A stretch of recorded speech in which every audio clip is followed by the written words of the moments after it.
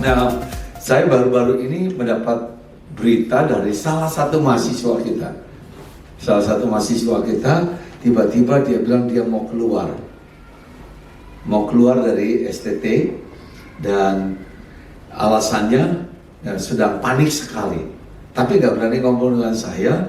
Jadi ini ya, saya dengar kabar dari asisten dosen saya bilang mahasiswa ini akan segera keluar dan tidak mau melanjutkan kuliah.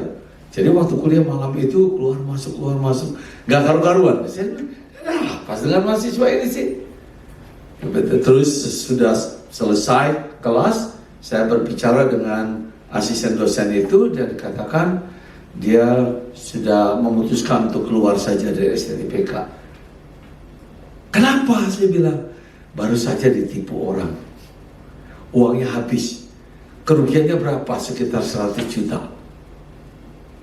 Wow, saya bilang, gara-gara kehilangan uang 100 juta, sampai dia bilang dia mau keluar dari STT dan mau pindah ke tempat lain yang jauh sekali, kalau bisa yang tidak dikenal oleh siapa-siapa. Sampai dia bilang kalau kemungkinan mau juga ke Australia. Ngapain di Australia? Mau cari duit aja. Nah, ini kejadian yang buat saya biasa sekali. Karena banyak sekali anak-anak muda khususnya yang sangat giat sekali berpikir uang adalah segala-galanya. Nah, bukan masalah ditipunya, saya bilang. Kalau kita mau telusuri dari depannya, kenapa bisa, tadi saya sempat ngobrol dengan Lala ya pagi-pagi. Nah, kenapa bisa ada orang bisa ditipu? Tertipu itu gimana sih caranya? Sampai kehilangan banyak uang. Saya nggak tahu kalian pernah mengalami kayak gitu nggak ya? Ya, kalau kalian mau tahu, ya sumbernya cuma satu. Karena kalian berpegang pada uang sebagai apa? Pegangan hidup kalian. Sumber kehidupan lagi. Wah, ini lebih mengerikan, sumber kehidupan. Waduh, lebih parah lagi tuh. Karena pegangan hidup aja udah menakutkan sekali. Menakutkan sekali. Sehingga begitu kehilangan yang namanya nilai 100 juta itu kayak dunia sudah kiamat. Dunia kiamat betulan. Nah, saya katakan sepertinya itu kan duniawi banget ya. Saya beritahu kalian nih, ada cerita yang menarik. Ada sekumpulan anak-anak muda yang begitu yakin percaya mau jadi pengikut Yesus. Begitu yakin dan percaya mau jadi pengikut Yesus. Dan dia memutuskan untuk meninggalkan semuanya dan ikut Yesus. Ada 12 anak muda yang percaya kepada panggilan Tuhan Yesus dan berkata, saya mau ikut Tuhan Yesus. Selama 3,5 tahun mereka ikut Tuhan Yesus. Persoalannya ada di mana? Mereka ikut Tuhan Yesus, tetapi pikiran, hati, keinginan mereka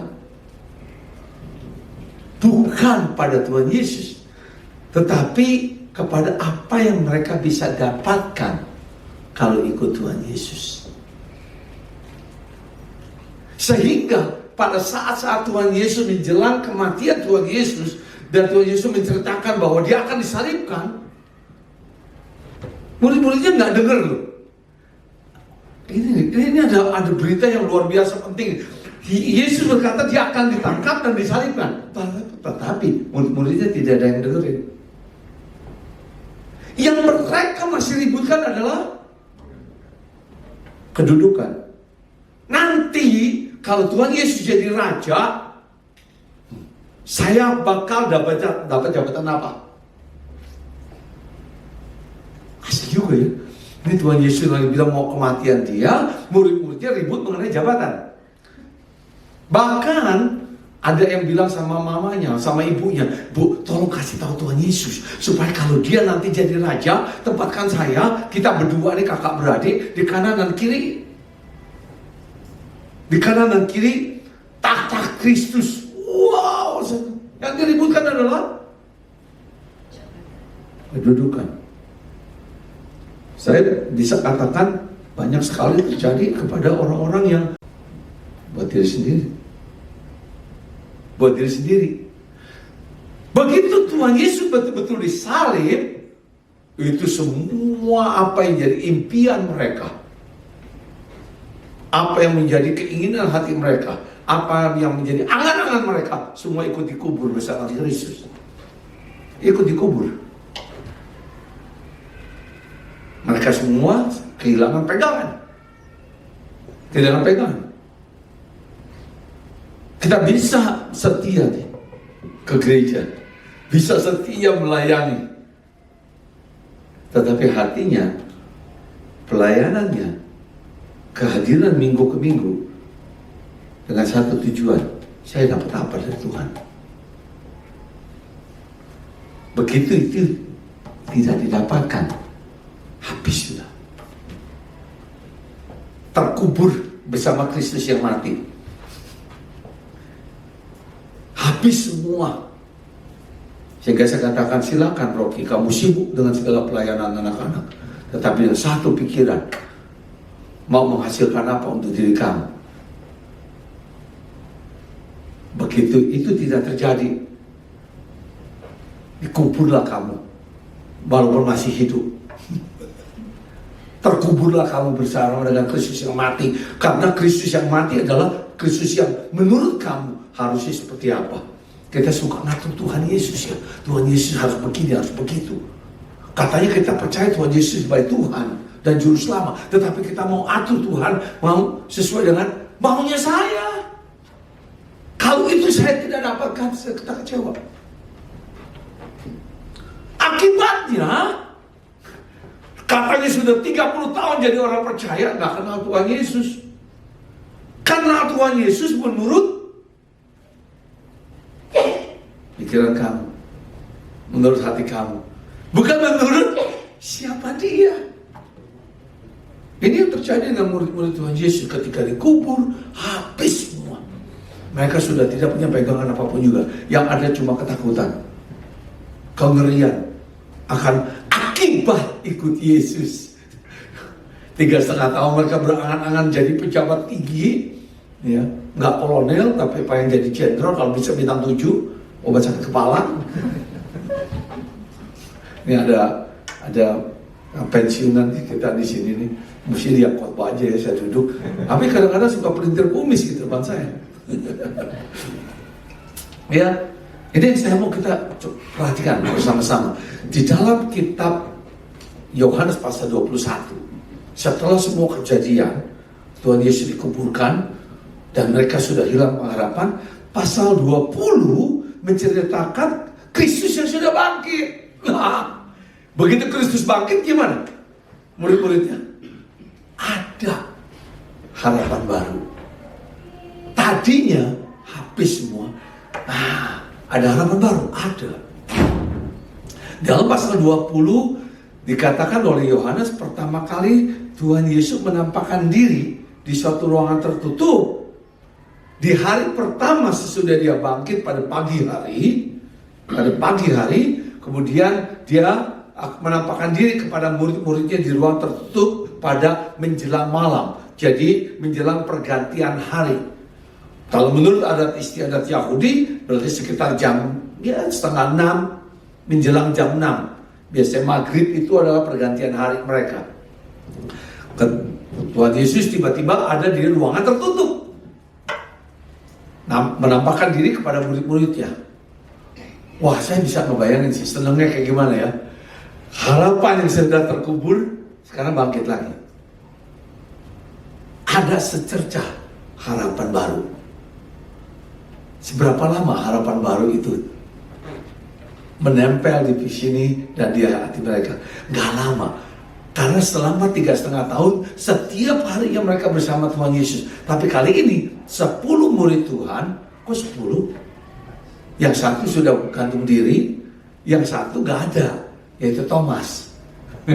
Jadi ada 10 murid Tuhan Yesus berkumpul bersama-sama, mendapatkan secercah harapan baru. Tetapi Tuhan Yesus ada bersama mereka berapa lama? Gak lama. Setelah menampakkan diri, berbincang-bincang, kemudian Tuhan Yesus lenyap dari ruangan itu. Tapi mereka sudah lihat bahwa Tuhan Yesus hidup. Ada gambaran, ada pengharapan baru. Seberapa kuatnya pengharapan itu? Saya bilang masih terlalu antara setengah mimpi. 8 hari kemudian, dalam Yohanes pasal 20 dikatakan 8 hari kemudian Tuhan Yesus menampakkan diri lagi sesudah sebelumnya murid-murid yang melihat Tuhan Yesus berkata, kami berjumpa dengan Yesus yang hidup, yang sudah bangkit. Tapi Thomas bilang apa? Kalau aku tidak melihat, kalau aku tidak menjamah, kalau aku tidak mencucukkan jariku ke bekas lukanya, aku tidak akan percaya. Hari ke-8, seminggu kemudian Tuhan Yesus menampakkan diri lagi, dan saat itu murid-murid berkumpul bersama dengan Thomas. Ingat, tidak ada yang beritahu apa-apa kepada Tuhan Yesus, karena Tuhan Yesus tidak menampakkan diri kepada murid-muridnya. Nah, Tuhan Yesus langsung berkata pada Thomas, cucukkanlah tanganmu ke bekas luka aku. Apa jawab Thomas? Dia lakukan enggak? Yang pasti dia bilang, langsung dia bilang, ya Allahku, ya Tuhanku. Apa itu artinya ya Allahku, ya Tuhanku? Dialah pegangan hidup buat Thomas saat itu. Di depan murid-murid lainnya dia katakan, Engkaulah Tuhanku, Engkaulah Allahku, Engkaulah the center of my life. Dari kita janji, tadi di belakang sebelum kita ibadah mulai ya, Jesus is the center of my life. Ya, Thomas mendapatkan apa yang menjadi impian dia sesudah dia bilang dia nggak yakin, dia nggak percaya Yesus yang bangkit. Wah, sepertinya kalau dengan ketemu 2 kali aman nggak? Lebih yakin ya? Lebih yakin kan? Sesudah apa yang jadi harapan kita hilang, Tuhan Yesus menampakkan diri dan menunjukkan pada kita apa yang dia bisa lakukan, apa yang dia sebenarnya, siapa dia. Kita masuk pasal 21, karena saya mau kita belajar bersama-sama untuk pasal 21. Di dalam pasal 21 ayat pertama dibilang gini, kemudian Yesus menampakkan diri lagi. Kemudian Yesus menampakkan diri lagi kepada murid-muridnya di pantai Danau Tiberias, dan ia menampakkan diri sebagai berikut dan ceritanya. Nah, ini kita harus turun ke ayat 14. Ayat 14 supaya kita tahu ada apa. Ayat 14 bilang gini, itulah ketiga kalinya Yesus menampakkan diri kepada murid-muridnya sesudah ia bangkit dari antara orang mati. Jadi dengan kata lain pasal 21 ini adalah Tuhan Yesus, penampakan diri Tuhan Yesus yang ketiga kalinya. Sebelum penampakan itu baru kita harus baca ayat kedua. Ayat kedua dikatakan ini, di pantai itu berkumpul Simon Petrus, Thomas yang disebut Didimus yang baru saja bilang Yesus adalah Allahku dan Tuhanku, Nathanael dari Kana yang di Galilea. Jadi ada Kana lagi yang bukan di Galilea ya. Nanti kalau belum pernah tahu, nanti kapan-kapan ke Israel minta saya jadi tour guide-nya. Kalau bayarin saya, kan tour guide. Ya, terus anak-anak Zebedeus, ya, anak-anak Zebedeus berarti ada dua anak Zebedeus, 5 dan 2 orang murid yang lain, ada 7 orang. Mereka bertujuh nih, sudah mengerti ya? Kalau 7 murid saja, hanya 7 murid. Ayat ketiga, ya, saya mau membuat catatan khusus. Kata Simon Petrus kepada mereka, kata Simon Petrus kepada mereka, aku pergi menangkap ikan. Maksudnya apa sih? Di dalam bahasa Indonesia katakan ya sepertinya dia mau pergi menangkap ikan, udah gitu saja. Tapi kalau kita pelajari bahasa Yunaninya, yang dikatakan oleh Petrus adalah bukan sekedar mau pergi menangkap ikan. Aku ingin pergi menangkap ikan seperti biasanya aku lakukan. Nanti ya. Jadi kata yang dipakai sebenarnya Petrus bilang nih, aku mau pergi menangkap ikan seperti sebagaimana biasanya aku lakukan. Dengan kata lain, Petrus saat itu setelah bertemu Tuhan Yesus 2 kali masih tidak bangkit loh. Dan dia balik lagi ke model hidup yang lama. Ketika dia menghadapi persoalan hidup saat itu, dan dia tidak menemukan jalan keluar, mau kemana sekarang, maka kecenderungan yang pertama adalah dia balik ke hidup yang lama. Udahlah, mendingan jadi nelayan lagi, nangkap ikan lagi. Itu yang dimaksudkan oleh ayat ini, oleh kata aku pergi menangkap ikan. Seberapa banyak kali kita begitu kita kehilangan pegangan di dalam Tuhan, yang kita lakukan pertama apa? Balik ke model lama. Sepertinya model yang lama itu lebih baik daripada mengikuti pola dalam Kristus. Segitu gampangnya loh. Dan apa yang dikatakan Tuhan Yesus, bahwa dia ketika dipanggil, ketika Tuhan Yesus panggil Petrus, dia bilang, kau akan menjadi penjala manusia. Hilang. Balik lagi penjala ikan aja. Jadi balik lagi penjala ikan. Merepotnya lagi, dan kata mereka padanya, teman-temannya ngikut. Kami pergi juga dengan engkau. Kami juga mau balik lagi ke yang dulu. Ya. Masuklah geng patah hati, geng kepahitan, gitu ya. Kumpul, ya ini kan banyak sekali di gereja. Saya nggak berharap sih ini kumpulan orang-orang yang kepahitan dengan gereja kumpul di sini. Wah, pusing saya. Karena kecewa dengan gereja ini, kecewa dengan gereja, kumpul semua di sini. Wah, habis kau. Tapi ini yang terjadi. Mereka pergi juga dengan kau. Mereka berangkat balik ke pola hidup yang lama. Di mana Tuhan Yesus? Tinggalkan. Tuhan Yesus bilang, Tuhan Yesus bawa ajak mereka, jadikan mereka murid supaya mereka menjalankan kehidupan yang baru bersama Kristus. Enggak, balik lagi yang lama. Karena mereka kehilangan pegangan itu. Ya, mereka berangkat lalu naik ke perahu. Tetapi malam itu mereka tidak menangkap apa-apa. Saya ingatkan, ya, kalau kalian mau pakai model yang lama, kalian pikir akan bisa kemana-mana, kalian akan lari di treadmill. Tahu lari di treadmill? Treadmill tahu ya? Ya, kalau lari kos-kosan, lari sekencang-kencang, tapi nggak kemana-mana, di situ aja. Mau sekencang apapun nggak kemana-mana. Semalaman mereka melakukan pekerjaan yang lama. Mereka dapat apa? No, nihil. Saya ingatkan, kalau kalian berpikir cara yang lama bergantung kepada apa yang kalian bisa lakukan, yang dulu biasa kalian lakukan, kalian siap-siap kecewa. Dan kecewanya lebih parah lagi. Karena kalian tidak akan menghasilkan apa-apa. Sepertinya menghasilkan lebih baik daripada ikut Tuhan Yesus. Saya bilang, pada akhirnya kalian akan jauh lebih rugi, lebih hancur ketika kalian memutuskan memakai cara hidup yang lama. Setelah semalaman mereka tidak menangkap apa-apa, ayat keempat bilang apa? Ketika hari mulai siang, maksudnya ketika sudah mulai terbit matahari, gitu ya. Kenapa saya bilang udah siang? Kita langsung berpikir udah di atas jam 12 gitu. Enggak, setelah terbitnya matahari, Yesus berdiri di pantai.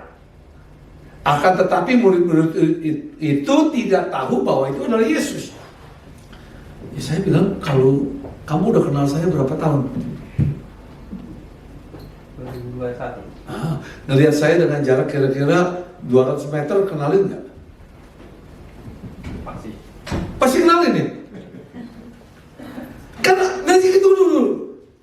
Ini Tuhan Yesus berdiri di pantai. Kalau kita lihat nih, ayat berikutnya bilang apa? Ayat berikutnya, kata Yesus kepada mereka, hai anak-anak, adakah kamu mempunyai lauk pauk? Jawab mereka, tidak ada. Ya. Kemudian ayat yang ke-6 apa? Maka kata Yesus pada mereka, tebarkanlah jalamu. Dengan kata lain yang dimaksudkan adalah, kamu sudah dapat ikan belum? Mereka nggak dapat ikan. Ayat 6 bilang apa? Maka kata Yesus kepada mereka, tebarkanlah jalamu di sebelah kanan perahu, maka akan kamu peroleh. Lalu mereka menebarkannya dan mereka tidak dapat menariknya lagi karena banyaknya ikan. Tapi yang luar biasa, mereka nggak kenal. Yang ngomong siapa? Ayat 7 jelas mengatakan ini. Maka murid yang dikasihi Yesus itu, yaitu Yohanes, berkata kepada Petrus, itu Tuhan. Ketika Petrus mendengar bahwa itu adalah Tuhan, maka ia mengenakan pakaiannya, sebab dia tidak berpakaian, lalu terjun ke dalam danau. Jadi bayangkan, lihat Yesus di sana, kalau terjun ke dalam danau, ayat berikutnya katakan, yang murid-murid lainnya tidak, karena mereka sudah dekat di pantai. Jadi dengan kata lain, saya perkirakan berapa ratus meter sih? Mungkin nggak sampai 200 meter ya. Dengan 200 meter saja, masa kamu nggak kenalin sih? Masa nggak kenalin sih yang berdiri itu Tuhan Yesus? Oh, Tuhan Yesus berubah sih ya. Tunggu dulu, baca pasal 20. Ketika Thomas bertemu dengan Tuhan Yesus, dia bilang, dan dia bilang apa? Kalau dia tidak melihat dengan matanya sendiri dan mencucukkan tangannya ke bekas lukanya, dia nggak percaya. Berarti masih sama nggak? Sama kan? Tapi gimana Yesus yang berdiri di pantai sana, mereka nggak kenal. Ketika Yesus berbicara dari pantai, mereka bisa dengar. Jauh nggak? Saya pengen tahu sih seberapa jauhnya sih. Kalau kamu ya, kamu nggak usah masuk hitungan ya. Kalau dia biasa siap, ini kan kalau ngomong kan 100 orang kedengeran. Ya kerjaannya gitu kan ya. Tapi saya bisa bayangkan seberapa jauhnya sih untuk mereka bisa mendengar dengan jelas apa yang dikatakan Tuhan Yesus. Ayat 8, murid-murid itu lain datang dengan perahu karena mereka tidak jauh dari darat. Hanya kira-kira 200 hasta. 200 hasta berapa meter? Ya, cuma 100 meter. Jadi pertanyaan saya, kok bisa nggak kenal sih? Sekarang Voldo coba dibalik, Pak Voldo balik dibalik pintu itu, bicara. Kita semua tahu nggak itu dia? Tahu kan? Kok ini bisa sih? Enggak sih?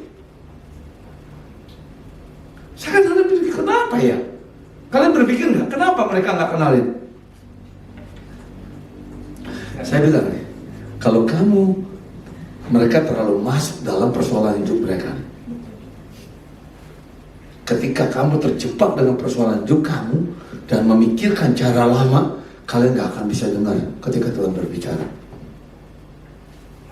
Kalian gak akan kenal bahwa Tuhan sedang berbicara.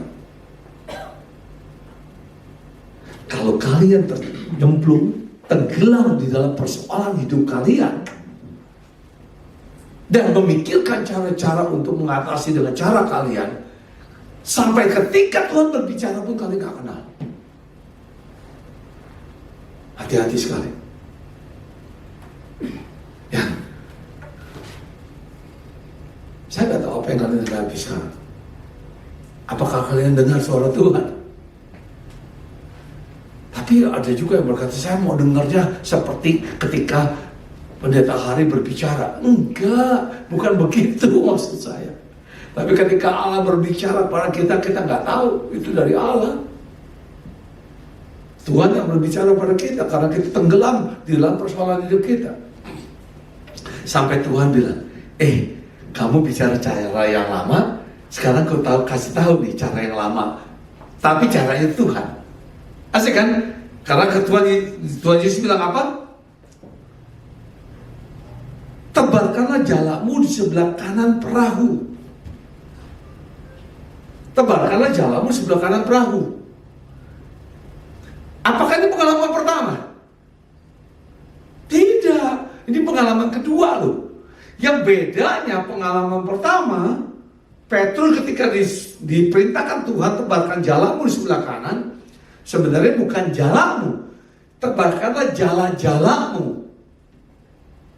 Dan Petrus yang sudah berusaha menangkap ikan sepanjang malam, dia tidak lakukan seperti yang diperintahkan Tuhan.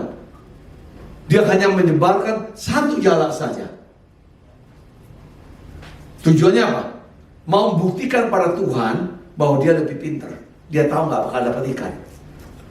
Begitu tebarkan satu jala, dapat ikan terlalu banyak sampai sobek jala itu.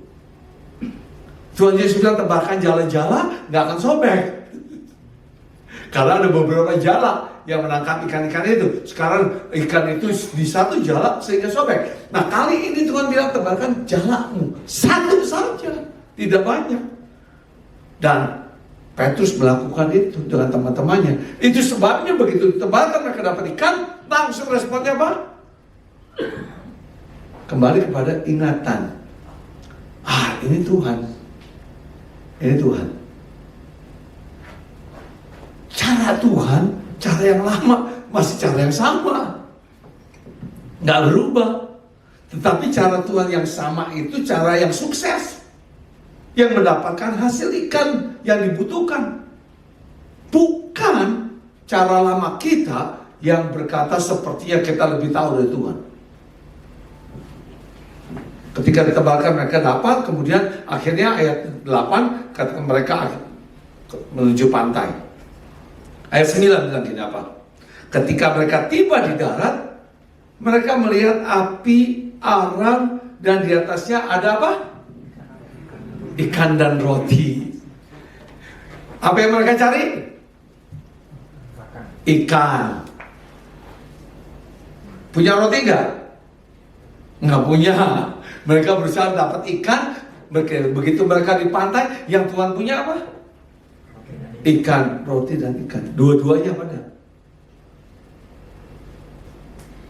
Tuhan Yesus punya dua-duanya loh. Perlu ke danau nggak untuk nangkap? Enggak. Karena sudah punya. Tuhan tuh sudah punya apa yang kita nggak punya. Dia pemilik segalanya kok. Kita pikir kita butuh ikan, Tuhan lebih tahu kok kita butuhnya apa. Ya, ingat. Kalau kita berpikir kita lebih tahu apa yang kita butuhkan, saya bilang enggak kok. Tuhan lebih tahu. Tuhan lebih tahu apa yang kita butuhkan. Kata Yesus kepada mereka, bawalah beberapa ikan yang baru kamu tangkap itu. Simon Petrus naik ke perahu itu, lalu menghela jala itu ke darat, penuh ikan besar 153 ekor banyaknya, dan sungguh pun sebanyak itu jala itu tidak koyak. Itu yang saya katakan beda cara Tuhan dan cara Petrus. Ketika Petrus memakai cara Tuhan, ikan sebanyak itu pun tidak akan koyak. Dan Tuhan Yesus bilang apa? Kata Yesus kepada mereka, marilah dan sarapanlah. Ya, mereka membawa ikan, tapi gak punya roti. Ya, saya cuma ingatkan gini. Yang kita punya apa? Yang murid-murid punya apa? Ikan. Mereka gak punya roti. Yang Tuhan Yesus punya apa? Ikan dan roti. Kamu pikir Tuhan Yesus gak cukup ikannya? Sehingga minta mereka bawa ikan? Saya yakin percaya Tuhan Yesus bisa multiply, memperbanyak roti itu dengan gampang sekali ya, karena dia nggak perlu ke dapur kok, udah ada roti dan ikan. Cuma saya mau katakan dulu, Tuhan bilang Tuhan Yesus ajak murid-muridnya participate, terlibat dengan programnya dia. Tuhan Yesus ngajak murid-murid untuk masuk dalam programnya dia. Programnya apa? Makan pagi sama-sama. Kalian paham? Makan pagi sama-sama. Terus cara mengajaknya gimana? Bukan sini, kamu duduk diam dan disebanyakan gitu. Kita nggak mau kerjaan apa-apa, udah serahkan Tuhan, dan Tuhan yang beresin semua. Enggak. Tuhan Yesus bilang bawa apa yang kamu punya. Apa yang kamu miliki bawa. Yang saya mau ingatkan, ketika Tuhan bilang bawa apa yang kamu miliki, yang kamu dapatkan, yang mereka dapatkan itu dari siapa sih? Dan Tuhan sendiri. Tapi Tuhan bilang bawa yang kamu punya sekarang, gabungkan dengan yang ada di tangan Tuhan Yesus. Ketika kita bawa resources kita apa? Sumber daya kita. Kalau kita bawa sumber daya kita kepada Tuhan, digabungkan dengan sumber daya dari Tuhan, itu nggak kira-kira lo banyaknya. Dan itu jauh lebih dari cukup.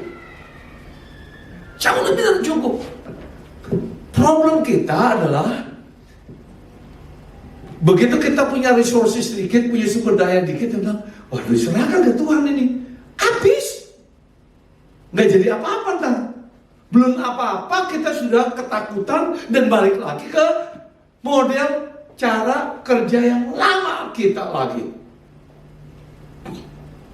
Daripada menggabungkan sumber daya yang kita miliki dengan sumber daya yang dimiliki Tuhan, mengkaryakan itu menjadi karya yang besar, yang mengenyangkan kita semua, kita pilih, aduh, ini yang sudah di tangan saya. You don't want to let it go. Biarkan Tuhan pakai. Bukan Tuhan butuh loh.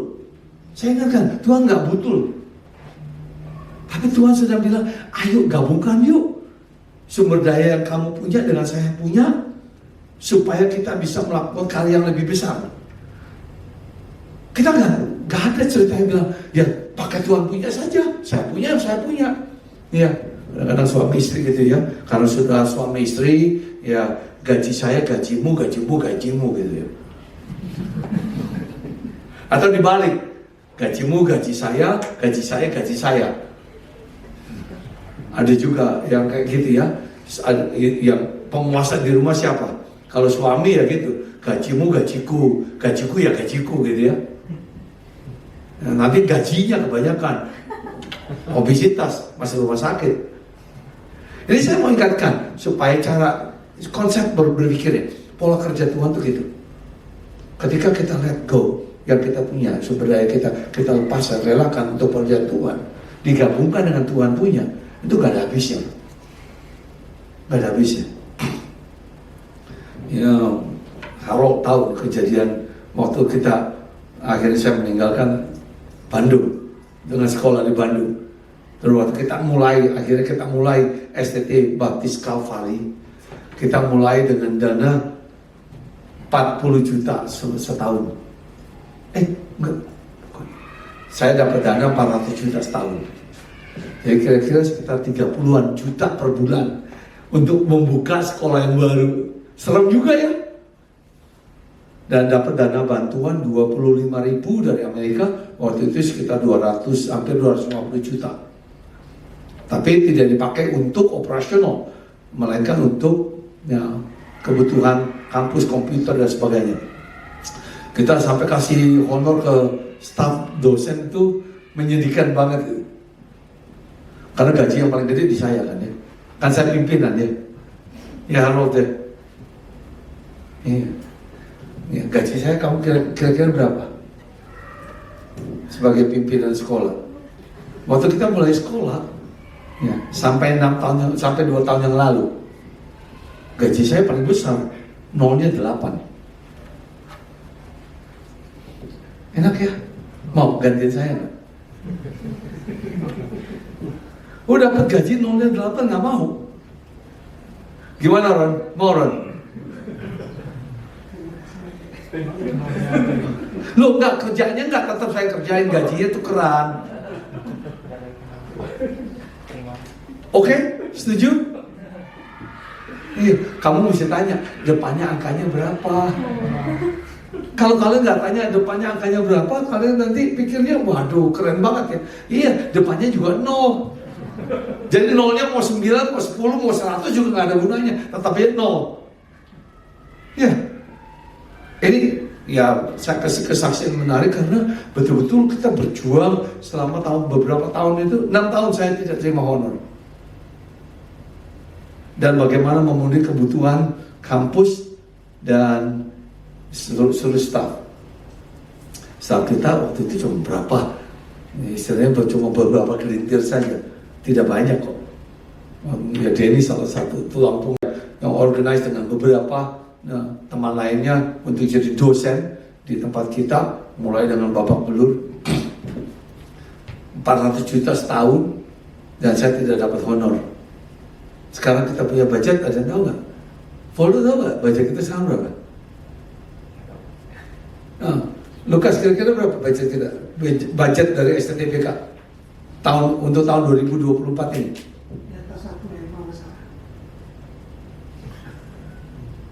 Di atas 1M kan panjang ya, bisa 1000M ya. Kan di atas 100 kan ya, berarti bisa juga 200M, bisa ya, bisa juga 1 triliun ya, kan di atas 1M ya. Kalau nebak itu wah repot saya, pokoknya di atas 1M. Dana kita sekarang sudah 4-5M per tahun. Berapa kali lipat? 10 kali lipat. Dari mana duitnya? Oh, karena mahasiswanya bayarnya, uang kuliah kamu kan keren ya. Uang kuliah kamu berapa bayarnya? 1 bulan kira-kira 20 juta kan ya? Per semesternya ya. Ya. Mukhtar, kamu bayar uang kuliah 20 juta per semester kan? Enggak, Pak. Oh, enggak. Iya. Tapi nyatanya kita bisa punya budget sampai hampir 5M tahun ini. Dari mana? Nah, tiba-tiba kita bicarakan lagi, kita mau lakukan pembangunan universitas. Sekarang ada tanah, dikasih tanah di Tondano 10 hektar, gak bisa kita bangun karena gak bakal dapat izin pembangunan pendirian universitas. Karena moratorium. Satu-satunya tempat yang bisa mendapatkan izin adalah Papua. Loh, tanahnya di Tondano, mau bikin kampus di Papua gimana? Di atas perahu kampusnya. Nah, saya kasih tahu kabar sedikit. Ya, tadinya kita pikir kita dapat 3 hektar, tetapi ya sebelum saya kembali tahun lalu ke Amerika, saya sempat rapat dan kita diberitahukan kita punya tanah 9,4 hektar sekarang di Sorong. Aduh, 9,4 hektar. Sekarang mikir bangunnya pusing, gila. Gedung apa aja mesti dibangun? Berapa banyak bangunan yang mesti dibangun? Dananya dari mana? Ayo, udah pusing lagi belum? Pusing kan? Nah, terus kalau udah pusing dengan gitu, balik kemana? Cara yang lama? Atau cara Tuhan Yesus nih? Cara Tuhan Yesus dong. Ikannya banyak tuh. Ya, mau dibangun gedung apa aja nih? Gimana? Berapa budgetnya? Di budget operasional sekarang sekolah kita sudah di atas 4 miliar, hampir 5 miliar. Tuh kalau pembangunan gedung berapa duit? Cukup 1M. Untuk satu gedung aja nih. Kalau kita bilang satu gedung ya bertingkat supaya ada kantor, ada kelas. Bagaimana dengan asrama? Saya bilang apa-apa, gedung perkantoran, ya. Terus gedung kuliah, perkuliahan, asrama putra, asrama putri, asrama yang buat yang sudah menikah, paling tiga ada 3. Dormitory untuk single, yang perempuan dan laki-laki dan yang sudah menikah. Jadi paling kan kita perlu 5 gedung. 5 gedung kira-kira berapa duit? Nah, minta tolong nih ahli hitung-hitungan tuh. Siapa tuh? Ya, yang sipil engineer siapa sih di sini? Kamu ya? Lihat yang sipil nggak? Arsitek nggak ada ya? Hah? Oh itu. Berapa duit kira-kira kalau 5 gedung kayak gitu? Target kita 2030 adalah 1000 mahasiswa. Mau taruh di mana? Oke. Pusing dengan sumbernya? Pusing dengan sumber dayanya enggak tuh. Jalankan aja. Yang saya punya sekarang apa sih? Yang Tuhan sudah kasih di tangan saya apa? 9,4 hektar saya bayar berapa duit?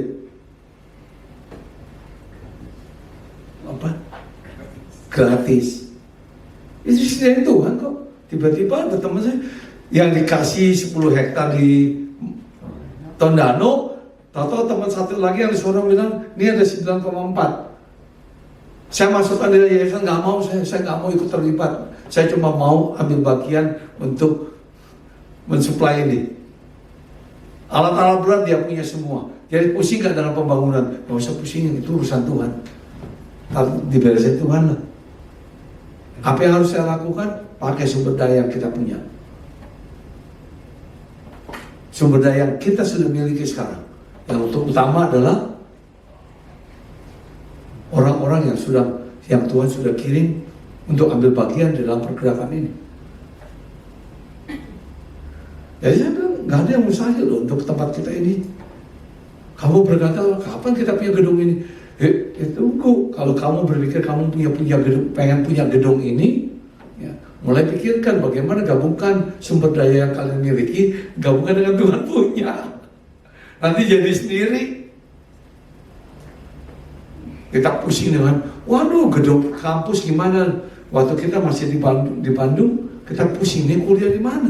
Anak-anak nggak ada yang mau tetap di sekolah yang lama. Saya bilang, saya nggak punya sekolah, kamu ikut saya mau ngapain? Tapi kami percaya bahwa pasti ada sekolah baru. Itu tekad mereka. Saya bilang, kalau kamu yakin percaya itu, silakan. Ayo kita berjuang sama-sama. Sekarang kita punya sekolah yang jauh lebih besar daripada sekolah yang sebelumnya, jauh lebih besar. Yang dalam daftar mahasiswa kita sekarang ada 298 yang masuk dalam daftar yang mahasiswa kita di STTBK. Kita pernah ada nggak 200 sampai 300 siswa? Nggak ada tuh. Dulu kita paling banyak 150. Udah gitu, sekarang nggak tahu karena saya nggak ngurusin sekolah yang lama. Oke, gimana dengan hidup kalian?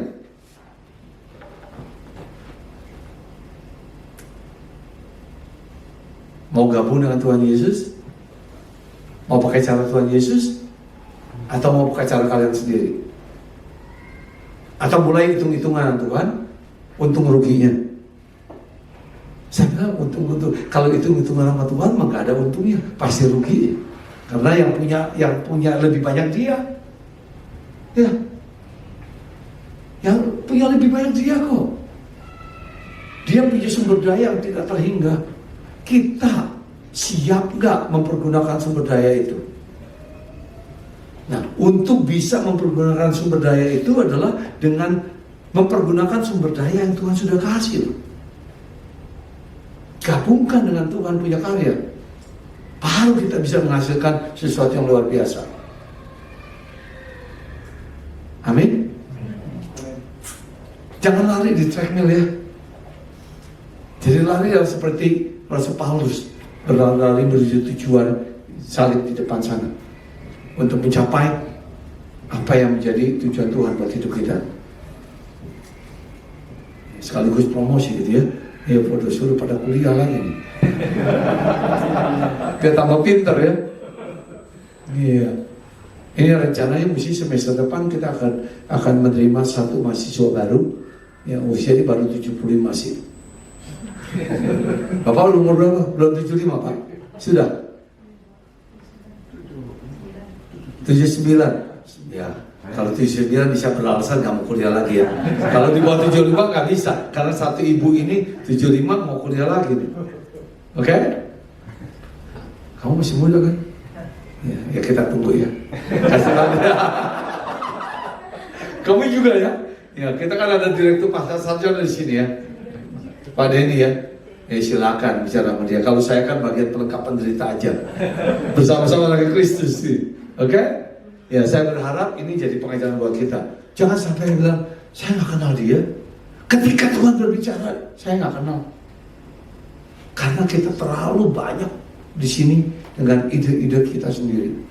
Sampai ide Tuhan, ketika Tuhan berbicara kita nggak dengar, bahkan nggak kenal. Menyedihkan sekali ketika kita yang katanya anak-anak Tuhan dan Allah berbicara, Tuhan berbicara pada kita dan kita tidak kenal Dia. Akibatnya kita hanya lari di tempat. let's go. Gitu ya. Let's go for it. Ya. Mari kita berdoa.